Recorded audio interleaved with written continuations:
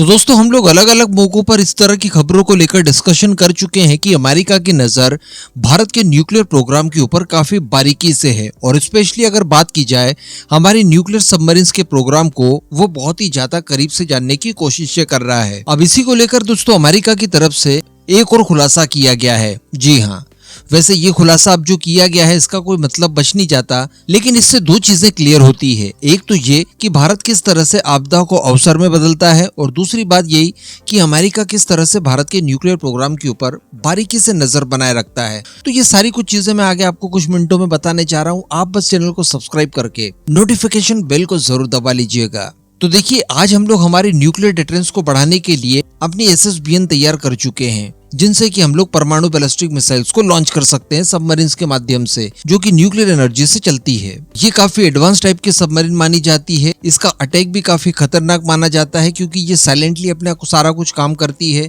दुश्मन को भनक लगे बिना किस डायरेक्शन में ये सरप्राइज अटैक कर दे, इसकी कोई गारंटी नहीं। तो इन सारी चीजों को हमारे दुश्मन आप समझ चुके हैं।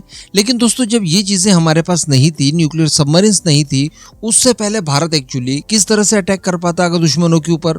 यानी हवा के माध्यम से तो करने के लिए हमारे पास मिराज जैगवार वगैरह थे। अगर सरफेस से लॉन्च करना हो तो तब भी हमारे पास मिसाइल्स वगैरह थी।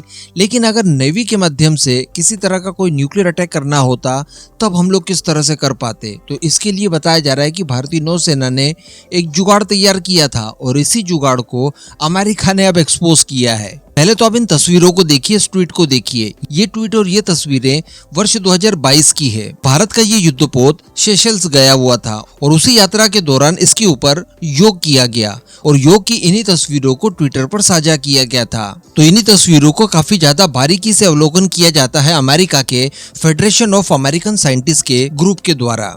और इन्होंने ये निष्कर्ष निकाला कि ये जो युद्धपोत दिखाई दे रहा है ये कोई सामान्य तरह का युद्धपोत नहीं है, क्योंकि उन्होंने अपनी रिपोर्ट में खुलासा ये किया है कि ये भारत के ऑफशोर पेट्रोल वेसल की तस्वीरें हैं। और मैं आपको बता दूं कि ये सुकन्या क्लास के वॉरशिप्स हैं।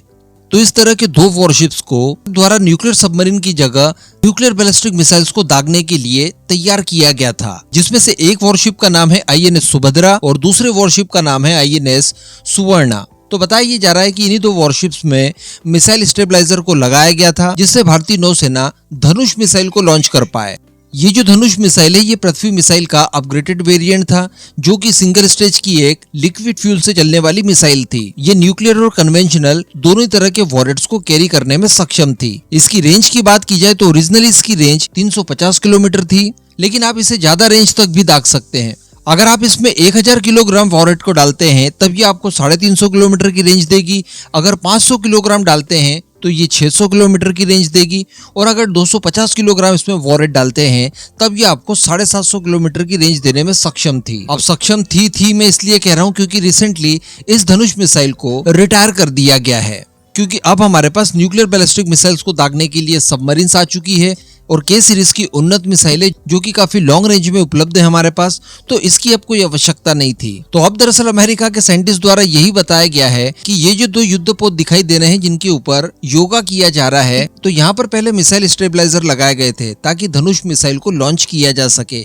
लेकिन जब भारत के पास SSBN आ चुकी है, इस वजह से इन वॉरशिप्स को थोड़ा सा मॉडिफाई करके जहां पर मिसाइल स्टेबलाइजर लगा था उसकी जगह पर हेलीकॉप्टर उतारने के लिए डेक तैयार कर दिया गया है। ये वाली इमेज आपने देखी होगी जिसमें धनुष मिसाइल को आप लॉन्च होते हुए देख पा रहे हैं। ये पृथ्वी मिसाइल की तरह ही दिखाई देती थी। तो इस मिसाइल का इस्तेमाल भारतीय नौसेना ने अपने न्यूक्लियर डिफेंस को बढ़ाने के लिए करना शुरू कर दिया था। हालांकि इसके साथ काफी ज्यादा दिक्कतें आ सकती थी, क्योंकि इसकी रेंज काफी कम थी। इस वजह से हमें हमारे वॉरशिप्स को चाइना हो या फिर पाकिस्तान हो, दोनों के काफी नजदीक लेकर जाना पड़ता।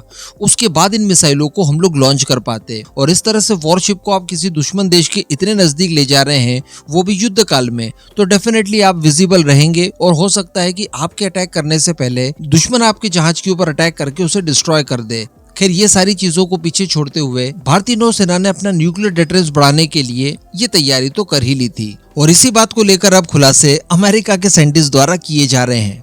तो भारत के साइंटिस्ट, भारत की फोर्सेस किस तरह से भारत की रक्षा करने के लिए हर संभव प्रयास करती है, ये भी आपने जान लिया। और आपको ये भी जानने के लिए मिला कि भारत के न्यूक्लियर प्रोग्राम के ऊपर अमेरिका कितनी बारीकी से नजर रखता है।